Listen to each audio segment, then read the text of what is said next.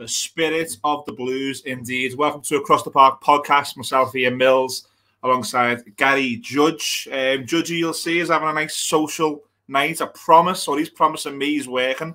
You can see he's in a nice local establishment up north, and you can see by me, I'm at home with the kids, the cot's behind me. We're going to be talking all things Everton Football Club. Before we do get into the content of this week's show, as always, a big, massive thank you to our new sponsor over at Globe Gas Plumbing. Their website is globecentralheating.com. Local toffee, local Evertonian. He's going around doing all sorts of plumbing and gas works. He also does kitchen and bathroom quotes. If you get in touch with him on the website and you mention us, he'll give you 10% off a quote. Great lad. Please get in touch with him.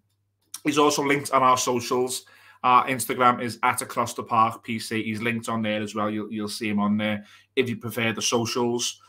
Another big sponsor of ours who are still looking after us over at Vir Clothing, virclothing.com. Brand new autumn and winter wear coming out. Looks absolutely fantastic. You walk around Liverpool and everybody's rocking it, and it's really, really cool. Makes someone like me in work look like $1 million, and that's hard to do. And again, once again, if you quote ATP20 at checkout on their website, you'll get magically 20% off, and that's on the boys at Across the Park podcast, myself, Judgy, and Pricey.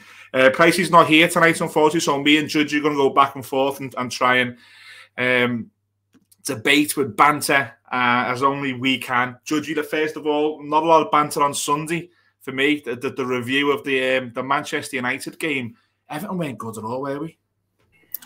No, and I'd like to apologise in advance to anyone who's listening and who can hear the occasional sounds in the background. Like Millsy says, I am socialising, so to speak, tonight. I'm on my own, but I'm out in public. So if there's a bit of an issue with sound quality from time to time, where you can hear any background noise, that'll be me. But yeah, it was a disappointing result. I guess it somewhat brought us back down to earth, didn't it? We've had a good period in terms of clean sheets and not being beat.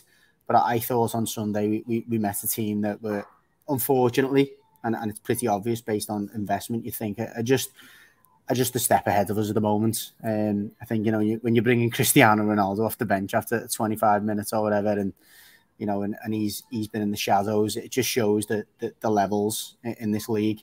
But listen, we stayed in the game, and we could have. I think most of the media outlets were saying that United were fortunate in the end to get away with all 3 points. So, we didn't embarrass ourselves on Sunday, but I think it was just a game that probably we had coming, you might say. Yeah, and the big thing for me, I mean, we touched upon this on the Instant Match Reaction. So if you haven't checked the Instant Match Reaction, it is over on our YouTube channel. Just a sidebar, we did get a comment on the socials about the audio and the podcast version of the Instant Match Reaction. We are only releasing now going forward the weekly show as an audio podcast. So if you do want to see the Instant Match Reaction or any specials we do have going forward, they are on YouTube. But the YouTube Instant Match Reaction, myself and Judge, joined by your friend from across the pond, Patrick, standing in the rain. We've broke that game down as best we can. So we're not Monday Night Football. We're not going to hang on it too long. But for me, Judgy, yeah, I've said there we didn't play well. And you've said there that you will come against a really good team, and I think both are true. But the most frustrating element for me is it was 2 mistakes that led to the goals. Yeah, I mean, that is frustrating, albeit the 2 players who were responsible for their mistakes, we've probably been 2 of our best players over the last few weeks as well. I mean, Alex Iwobi's probably been our best player for 6 months. Ghana guys made a massive difference in there. I mean, there was a few articles knocking about after the game. You pointed one of them out which said basically, or illustrated, that we are going to have, dips like that where if Ghana guy or Iwobi doesn't play particularly well, we will struggle because we rely so much on those 3 now in midfield. And I think it's an important point. A lot of our play does go through those channels. And the only thing I'd say to temper that is when we do get a big centre forward back, i.e. Dominic Calvert-Lewin, we will be able to miss those midfielders out a little bit more and mix it up.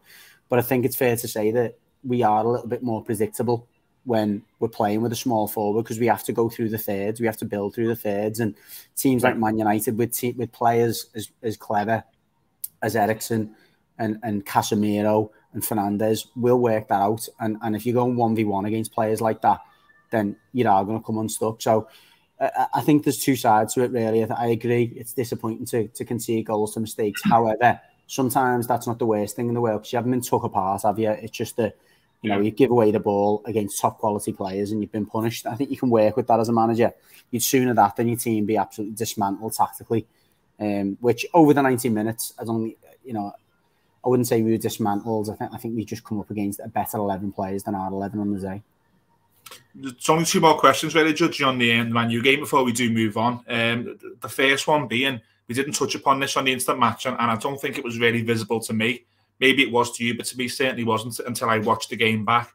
I thought James Garner was really, really good when he came on. That was a big, big positive for me. Very good. I'm not surprised. I mean, although I keep getting his first name wrong, and calling him Joe Garner. As I've said a couple of times, I know a lot of the backroom staff at Forest, and they were very complimentary of him. They told me what to expect from him, and he showed that in abundance when he came on. He always wants the ball, technically outstanding, very good striker of a football as well. You've seen that one where he cut in on his right foot and bends it towards the far post. I think you'll see a lot of that. And although we just said on one hand how influential that midfield three have been, I think as the season goes on, he is going to be one of them players that we need to try and find a place in the team for if we're going to be able to break teams down, and if we're going to be more consistent from set plays, because you can see that he's going to give us that with his right foot. Just to follow up, I'd say there was two more questions, but I think that's a really, really good point. And we've got some social media questions coming up about what they think that we may look towards Saturday evening at Spurs. But just in general, with the three-man midfield that's done so well for us so far, how do you shoehorn James Garner into it? 4-2-3-1. Simple as that for me. When Calvert-Lewin comes back, you sit with two at the base. James Garner can play at the base of a 4-2-3-1 with someone like Guy, because Guy will do all of the kind of the firefighting and stuff, and Garner will just pick the ball up. And if you have someone like Iwobi ahead of them, and then maybe Onana ahead of them, I think you can do that. Iwobi is in a 4-2-3-1 could play to the right or left, I think.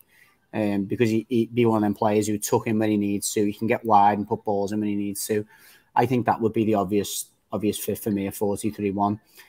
I think the manager, based on how well Coady and Tarkowski have done as a pair, will probably want to stick with that back four as long as he can now.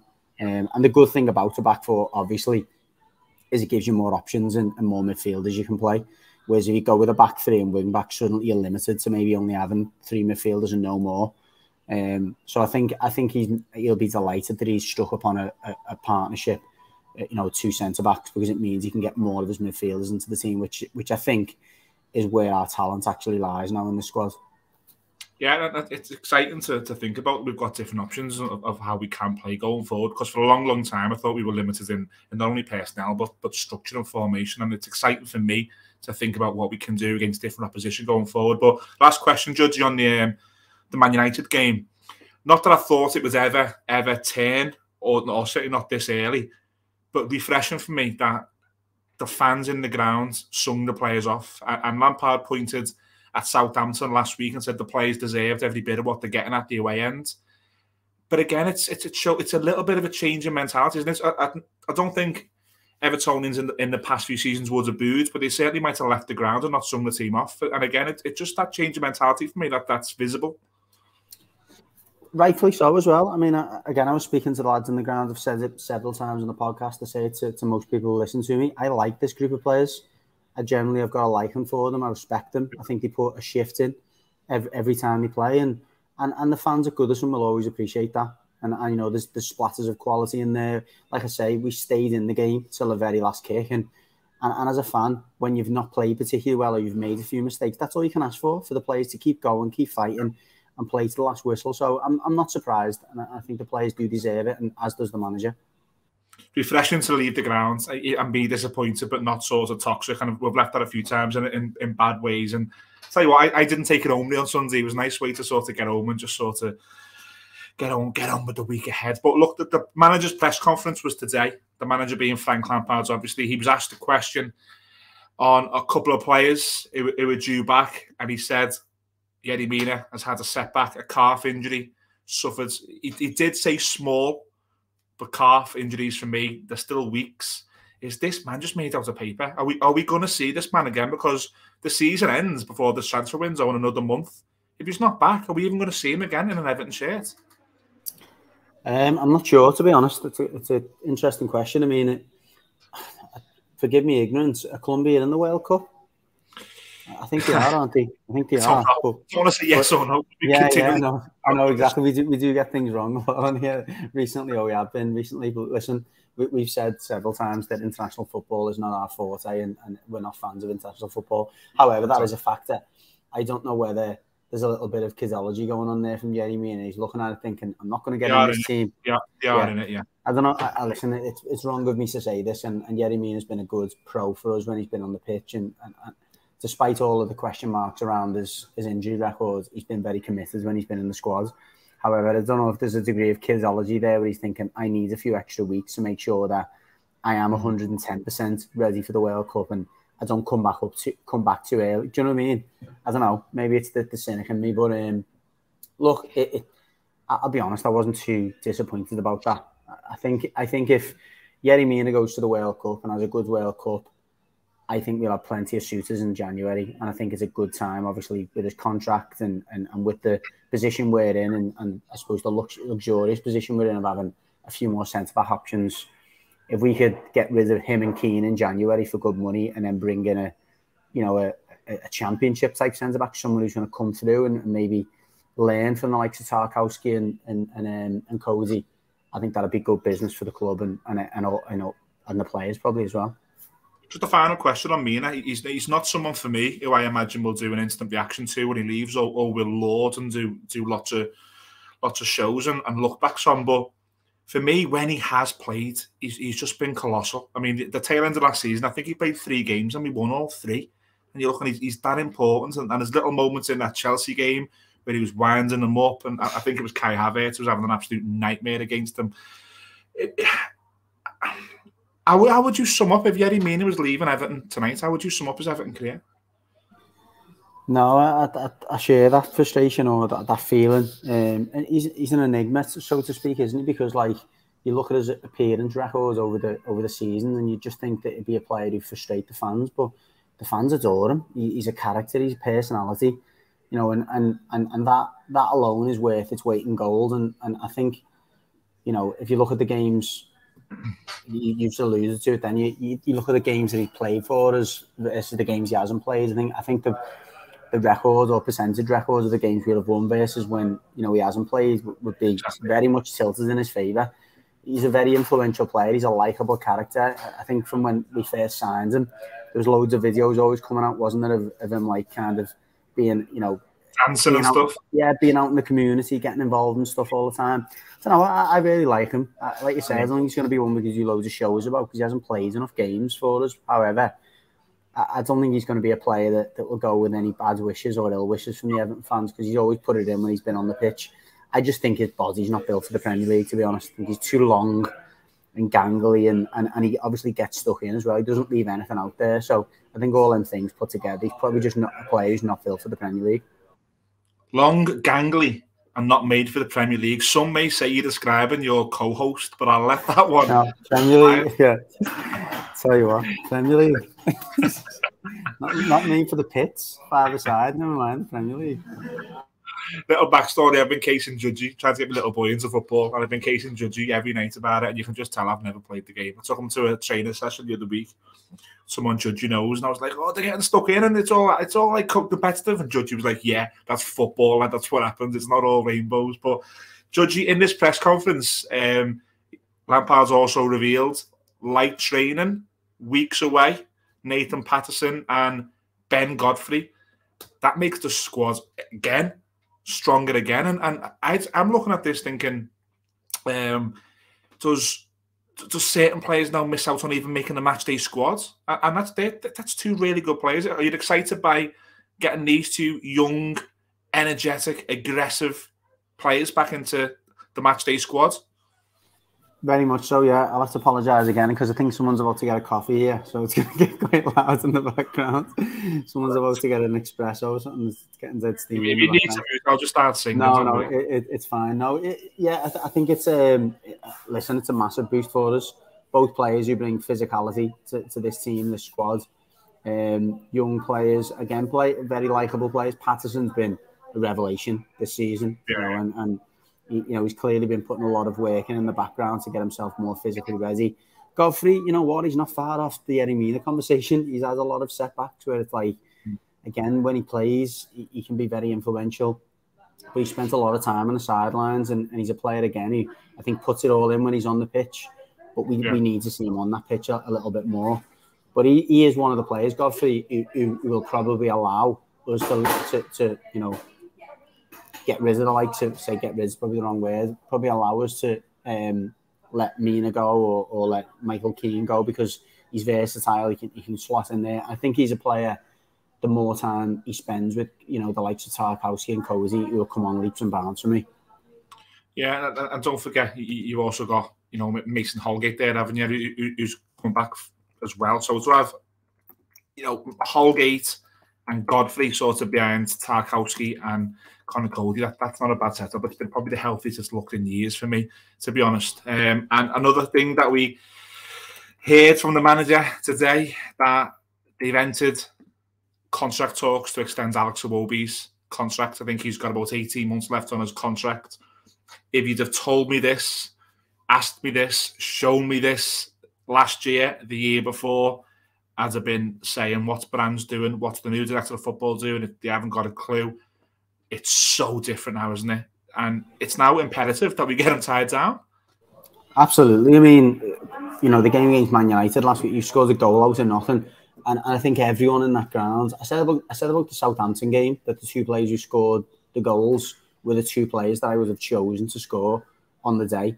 Alex Iwobi was the one player that I would say, listen, that lad deserves a goal. And not only deserves a goal, he probably needs a goal to just take him on that next level again. Because the only thing he was missing wasn't he's creating goals, he's tackling, he's running about, he's consistent with his passing. He's doing everything apart from scoring. He scores a brilliant goal, which has been sadly overlooked because of the results. But what a brilliant strike, and it epitomises, you know, where he is. It's quality all over the pitch at the moment from him, and no one deserves a new contract as much as him. And he, you know, it's a proper Roy of the Rovers story, isn't it? Almost, I think. You know, the only thing he's missing from this story is to actually score a goal that probably brings us silverware or something, because he's literally gone from zero to hero. And again, he's another player who epitomises the squad. He's so likeable. You know, he does everything that you'd want from a footballer as a fan. Have you ever seen a transformation like this over this length of time? Because I think what I mean by that is I've seen foreign players and I've seen young players and I've seen domestic players need a period of adaptation, and maybe they've took 6 months, maybe they've took a season. This guy's into his 4th season now. And this time last year, I think me and you would have probably drove him somewhere. And the clubs you'd probably think that were coming in for him, you wouldn't even list these top clubs. Have you ever seen a transformation like this? And I mean relationship between fans and player as well. No, it's extraordinary. And it says a lot for his character, because I reckon 99% of pros at this level would have took an easy out. He could have went to probably numerous clubs across Europe just because of his CV alone. The fact he's played for Arsenal and he's captain of his country and so on and so forth. Could have went anywhere. He really could have done. But he's dug in, and he said numerous times, hasn't he, that was his intention. He was never going to leave Everton. He always convinced that he was going to be a success here, and you know, that's absolute testament to his attitude. And what a lesson to young players out there, because he's not a player who's just been thrust into the limelight. He's played at a top club for a number of years. He's made the difficult decision to leave that club and come to a lesser club. Let's be honest, it's a lesser club, but a club with a lot of pressure. He could have easily sat there and went, hold on, who are Everton fans to be telling me that I'm not good enough? Do you know what I mean? They're battling for relegation when I've played for a European club. I've scored goals in Europa League finals. I captained my country. But no, he didn't. He decided he wanted to dig in, prove the fans wrong, because he's proved us wrong, and proved the league as well that he's good enough to be at this level. And I've got a lot of time for that type of attitude, and I'm absolutely made up for it. Yeah, moving on to the social media, I've picked 5 questions, Judgy, just because I know there's only 2 of us, but I'll bounce them all off you. There's only one I'll answer very, very quickly. Rajiv, who was a Red follower, has asked on Twitter, how are the Reds doing? All sounds, no problem with the Reds. They're all doing their own thing. Gary is expecting his second kid. Phil has got a new sort of job he's loving. Terry is just, doing his thing, which is a good thing. Trust me, Terry's very, very good in life. So all good. I think we're looking forward to all catching up with the Reds at a mate's wedding at the end of the month. So all still friends, that they're all doing their own thing, so they're all good. Judgy, Liam D on Twitter wants to ask, first of all, I have to read these out. So if I turn away, I'm not being rude. We got some stick for having our phones out, didn't we? So I've tried to put these over here. So he's basically said, and I think it's more of an opinion that I'll get you to bounce off. Depressing to see so many Blues almost lining up to have a pop at Seamus Coleman, post-Manchester United. He says Pickford was just as poor, but it feels to him now Coleman has become the whipping boy for certain Evertonians. Loyalty isn't what it used to be. I think it's a very fair point. And I said to you when I seen this question, I've probably been as guilty as anyone for maybe laying into Coleman, because he's not the Coleman that we had 3 years ago, 5 years ago, or whatever. Listen, there's been no greater servant to this club than Seamus Coleman. Could we have had a better captain over that time in terms of quality and leadership? Maybe, but we couldn't have asked for any more from commitment and sheer, the amount of minutes. We spoke about 2 players there, Godfrey and Mina, who've not had enough minutes on the pitch. This lad clocked up more minutes than anyone in the squad at this club for a long time. I don't think anyone deserves as much patience and respect as Seamus Coleman does. But yeah, look, it's going to happen, isn't it? And I think Seamus, fortunately enough, is knows the club and the fans well enough to know that it's not personal. It's probably just frustration that the fans want the best and want us to win and want us to perform as well as possible. And he'll also be conscious that he's filling in for a top player, a player who's going to be a really serious talent. And he's been on the other side. He's been that player who's breaking through and replacing a Tony Hibbert, someone who's coming to the end of his reign. And he's seen the fans probably be disrespectful towards Tony as well, which they were. So look, I think he's thick-skinned enough and experienced enough to know it's not personal. But I agree with the listener, follower. Sorry, I didn't catch his name there, or didn't. Liam on Twitter. Yeah, Liam, you're spot on, mate. And listen, if anyone sees me having a go at Seamus just for maybe not being as quick as he was, then feel free to clip me around the ear and remind me of that. But no, I think all Evertonians need to be conscious of that, because he's the last person who anyone needs to have a go at, because believe me, he'll be doing everything he can to be as good as he can be on the pitch. And unfortunately, he's just not the player that he was, 2-3 years ago, physically anyway. Yeah, and to stick with the Coleman theme, we've got Mark Dunn on Twitter. And look, I don't think it's wrong to ever say someone's playing badly and should someone come up the team. I think that's very different to disrespect. But Mark Dunn has basically said, Judgy, with Coleman even struggling to last out the game last Sunday, would you potentially bring Mason Holgate in at right back until Patterson is fit, or maybe even revert to the 3-4-3 with Iwobi on the right-hand side like we played at the end of last season? And he's ended with this by saying, I love Coleman, but we cannot keep playing him.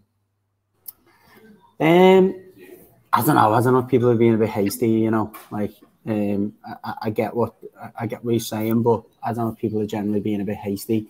He plays well at Southampton for me. I don't think he looked out of place at all at Southampton. I thought he got beyond the wire plays a few times. I thought he was solid defensively. He got exposed slightly at Man United, but I think a few players did. As I said before, 2 of our better players from the last couple of months, made the mistakes that led to the goals. As Liam said in his post or his question, Pickford was somewhat suspect as well. So he wasn't the only one. I think it's a little bit hasty to maybe be rushing to the conclusions of where we should replace him or who should bring him in.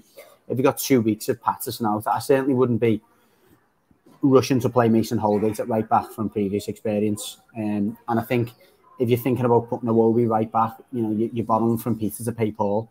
because we're taking a lot out of that midfield to remove Iwobi from there. So not for me. I get it, but I think maybe we're getting becoming.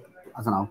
I think it's a little bit hasty to be thinking along them lines. I don't know about you, Millsy, but I've never been a fan of Holgate right back. No, I think when he first broke in, he had a couple of appearances there, but I also remember him saying that he didn't see his long-term future there. He seen himself as a centre-half, and he wanted to play centre-half, and that alone is like, again, if you're putting someone out there who doesn't really want to be out there, and I get it's only, like Mark said there, until Patterson comes back, I get it. I think it's an option. I think because we're playing Bournemouth twice in a week, which is 3 games in a week, I think with the Leicester game, you might see, if Patterson's not fit, you might see Coleman taken out for someone, whether it be Holgate. I don't know. Another question, Judge, is based on Ben Godfrey. So Snapdragon Blue on Twitter, fantastic name, my friend. Snapdragon Blue has asked Judgy, when Ben Godfrey returns, and he's put here, he is too good not to play. Do we now have to change the system when Ben Godfrey is in due to the form of Conor Cody and Tarkowski? I'm not sure I share the opinion that he's too good not to play. I think he's a serious talent, I do, but I don't think he's shown the levels of consistency at centre-back that these two have. You know, and maybe that's because he's lacked an experienced and consistent centre-back partner, but I don't remember, waxing lyrically about Ben Godfrey for more than maybe a couple of games. And again, maybe that's a reflection of the previous management, the systems, various other stuff. And I think he's a very talented player, by the way. And individually, I thought he'd done very well, under Ancelotti at left back and right back at times. But I don't know. I wouldn't be in a hurry to change the system just to get Ben Godfrey back in. I think he's one of them who's going to have to wait his time to get games. I think he may come in for a Tarkowski at times. He may come in for a Cody, maybe. Cody doesn't get injured very often, but I wouldn't be in a rush to change the system right now to accommodate Ben Godfrey. No, I think if Ben Godfrey was fit, now he may be a shout for the right back. He may be a shout at times to being a 3 at the back, but I wouldn't be in any rush to change what's been one of our biggest strengths so far this season. I agree with Judgy. Judgy got a bit of a fun. We get these all the time, but because we've got like new viewers and new listeners, we'll sort of go back to it. 3 questions here, Judgy. What's your go-to Indian, your go-to Chinese, and your favourite holiday destination? Wow. And by the way, I'll apologise again for making cocktails in the background this time. So it's great on coffee, that, isn't it? Yeah, it is, yeah. So I'm going to go for lamb jalfrezi for me Indian. Always with some naan bread. But my favourite bit of the whole Indian is the poppadoms with the various different tips, like with the chutney and the onions and stuff like that. I have a little bit before, get me lamb jalfrezi in, and then have some more after. Sometimes I'm partial to some sides as well, but yeah, lamb jalfrezi for me. Indian for you, Mills. You're not a big Indian fan, are you? Mate, I can't stand heat. It's not that I can't stand it, I just can't do it. I can't even eat those spicy crisps. So if Judge was taking me to an Indian, I imagine I'd have to ask him to buy me a korma or something. But no, I reckon you get up. You know what? Butter chicken. Anyone who likes an Indian knows butter chicken is like, it's a really mild, nice little dish though. I'd have a nice garlic naan and chips or something and a beer. I'd be all over that. Yeah, I mean, if you had butter chicken or like a chicken korma with a bit of naan, I think you'd be all right. I can turn you there with a decent one. Anyone like me and doesn't enjoy spice, listen to exclusive here, Judgy, butter chicken. Butter chicken, because you're a big fan of like pita and putting stuff on pita, aren't you, in that? So I think if you got some naan bread, a few chips on there, bit of rice, bit of butter chicken, you'd enjoy that on some naan bread. Lovely that. It's a date. Go on then, Chinese, go-to Chinese. You and the wife are out, there's no kids. What are you going for? Oh, it's tough that, because it's not, I mean, Chinese, it's whether you're having a takeaway or whether you're having it in a restaurant.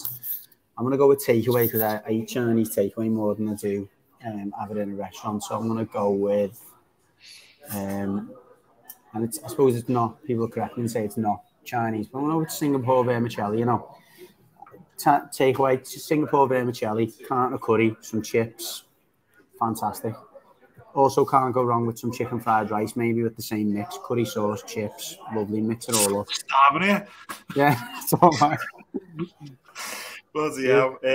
I'll probably go with the Scouse version of a Chinese takeaway. Just loads of starters, fried egg fried rice, yeah, salt and pepper starters, egg fried rice, chips, bit of curry to dip your spring rolls in.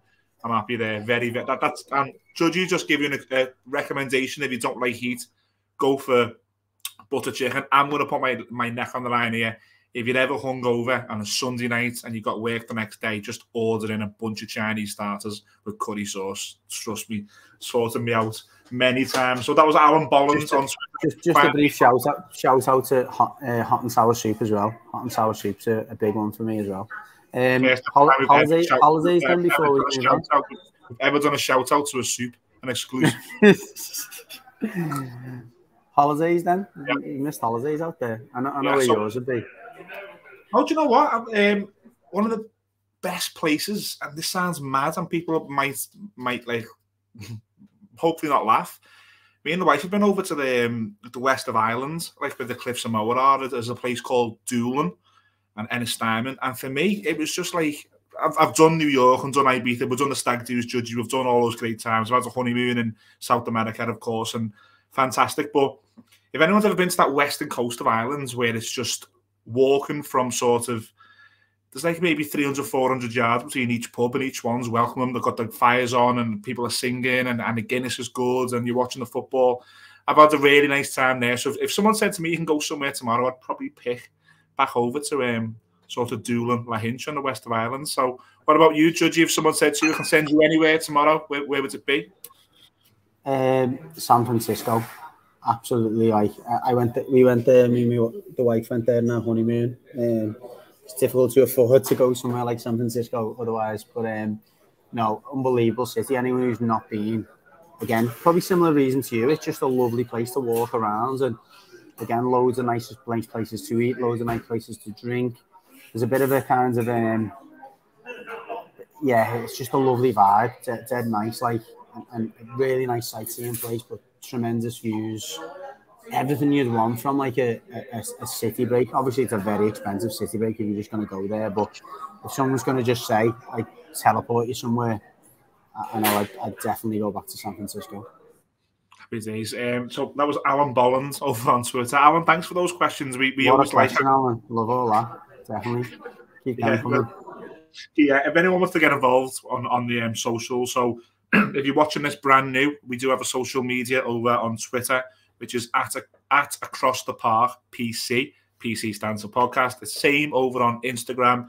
We do have a Facebook. We do have a website there. Probably not manned as much as the Instagram and Twitter. So if you enjoyed this, first of all, like.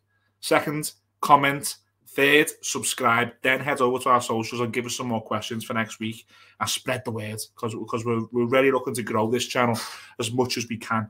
Judgy, let's just focus back on football.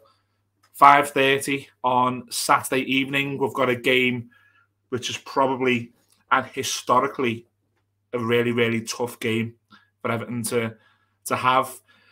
Going on the back of what we've talked about there with certain players, Coleman, Garner, I think Doucouré is back, maybe Mason Holgate. First of all, do you predict or do you want any changes? It's tough on that because, listen, I thought McNeil was unlucky to miss out against Man United. I think you agreed with that. You expected him to maybe start. Don't forget Anthony Gordon suspended for Saturday as well. Yeah, so there you go. That's an easy change then. So McNeil comes back in for me. I don't think Garner starts. I don't think he goes from having a cameo to starting the game, not by any stretch. I don't think Doucouré comes back in. I think that's probably the only change. I'm not, as I've said before, I don't think taking Coleman out at this stage is even worth it. Certainly if it means moving Iwobi to right back. I think that, and it's getting lively in here right away. So really picking up in here now. I wouldn't advocate many more changes. I think McNeil will give us defensively a bit more than Gordon did. I thought Gordon was poor the other night anyway. I think it's going to look more like a 4-5-1 against Spurs. That's almost what they play. Did you play that under Conte? They're not a team. Unlike Man United, unlike this Man United team, I don't think they're going to look to try and dominate the ball. They will. I think it'll be a bit of a game of chess because the Conte teams don't try and dominate the ball; they just try and hit you on the break. And I don't know how Lampard's gonna try and counteract that. I've got half a feeling he might start Calvert-Lewin. You know, I've got half a feeling he might start with him. I just think that it's the one thing where if we can win set plays against Spurs and we can hit that Spurs side from set plays, I think hitting the channels and trying to get in the channels or trying to play off your long forward. What Conte tries to do, he tries to catch it out on the counter. He tries to catch it in possession. And again, the mistakes we made against Man United, they'll be exactly what Antonio Conte will be looking for us to do, is try and play through the thirds. He gets Højbjerg trying to nick the ball off players. I think if we do that against Tottenham, I think we will get hurt. You know, there's Son, there's Richarlison, as we know, will look to be getting him behind. He'll be really up for this game. As much as he loved Everton, I think he did, he'll also be keen to show for him that he's come to the right club and he's made the right move. So I really hope that, to a certain extent, that Calvert-Lewin is ready for this game, because I think he could be a really big asset for us this weekend. Do you think it's arguably the first time this season, and I say that because Chelsea was the first game of the season at home, Liverpool was at home, Manchester United was at home. So do you think this is possibly the first time or the first chance this season we may see him revert back to what we've seen at the end of last season, where we played ugly? And if we get 0-0 in the manager's mind, that's a good result? Or do we stick with what we've seen so far? It's a good question. I don't know, to be honest. I wouldn't be surprised if that was the mentality of trying to win the game ugly. We're certainly not going to try and dominate the game or as we did against Southampton. I think there'll be more of a tendency to play on the back foot, so to speak, because I think it'll almost be a kryptonite to Spurs, because they won't want to try and take the game to us either. So it wouldn't be the worst decision in the world to do that, as long as he's got the pace to go and hit Spurs the other way. So I wouldn't be disappointed to see him, you know, employ that tactic. Fair enough, yeah. I was thinking out loud there, and it wasn't a question I even prepared. It was just something I was thinking about, and I think maybe I wouldn't be surprised, like Judgy, I wouldn't be surprised to see Everton set up ugly on Saturday. And look, if you get a point on Saturday night, that for me is a really, really good result. But Judgy, before we let you go, prediction: Tottenham versus Everton Saturday evening, live. The Wales are watching. What's going to happen? I can't see us winning the game, unfortunately. I can't. I think Tottenham have got goals, and even if they don't play well, they've got the likes of Son and as I say, Richarlison, we know well, and Harry Kane, who can just kind of get a goal out of nothing. And I think Richarlison was one of those players where whatever fans think, you could get as a goal for nothing. So I think there will be goals in the game. You know, I'm going to go for the 2-2. I think it'll be an entertaining game. Not entertaining in terms of, in the traditional sense of both teams going at each other. I just think there'll be loads of flashpoints, and I think both sides will fancy themselves to get in the score sheet, and both sides have got the tendency, as they showed last night, Tottenham, and as they've shown in recent weeks, to concede goals. And likewise, I think we can capitalise on that. So I think you're far off. I'll go with 1-1. I'll go in my brain that Everton do set up in that sort of April, May formation and playing ugly. Maybe even go 1-0 up and then be unable to sort of see it out to 1-1. But I'll take 1-1. And Judge, I'm sure you'll take 2-2. You'll see down the bottom there our socials. They are at Across the Park PC on Twitter and Instagram. Facebook, just search Across the Park Podcast. There's still a website, still get updated, but if you want to go on the website, you can certainly contact us. And the best thing about that website is the entire back catalogue of Across the Park Extra. Now, what we've done this week is we got permission from Mark Ward to release the podcast that we've done, Judgy, with them back in January 2021. So it's over on the YouTube now. It's we're looking a bit younger. We're looking a bit distorted because it's on Zoom. We weren't really set up for a YouTube show, but it's out there. Really good, wasn't it? The Mark Ward show. Brilliant. And listen, he's never, for Everton or Premier League fans, he's never going to be the most famous of those, but he scores a tremendously famous goal at the time against Liverpool. And from most people that have known Mark, he's a character, he's a personality. again, not going to go down in Premier League or football folklore, but look, a proper football man. You know, you listen to him, he knows his stuff. He's had a checkered past, as most people know, but really good guy and very great, you know, very generous with his time and very gracious. It's always good to talk to people like him because he's not saying the footballers aren't, but he's a real guy. You know, he's made mistakes. He's lived the dream. You know, I wouldn't say brilliant story because it'd be wrong for me to say that because it's not, you know, it's not without his flaws. But look, that's normal, isn't it? Everyone's had their bad times and stuff, and Mark's no different. But yeah, top guy, and again, I can't say any more than he was very gracious and very kind and generous with his time. And I'd urge anyone to listen because it is a good listen. Brilliant, yeah, absolutely brilliant. He signed for Everton in the early 90s under Howard Kendall.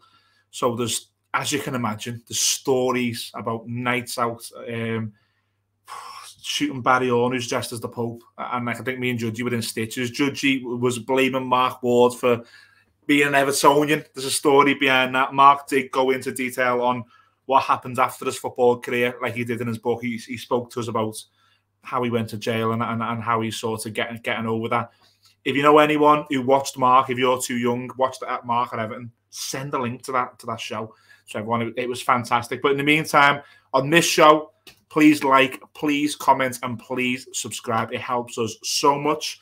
I've been Ian Mills alongside Gary Judge for the Across the Park podcast. See you again next week.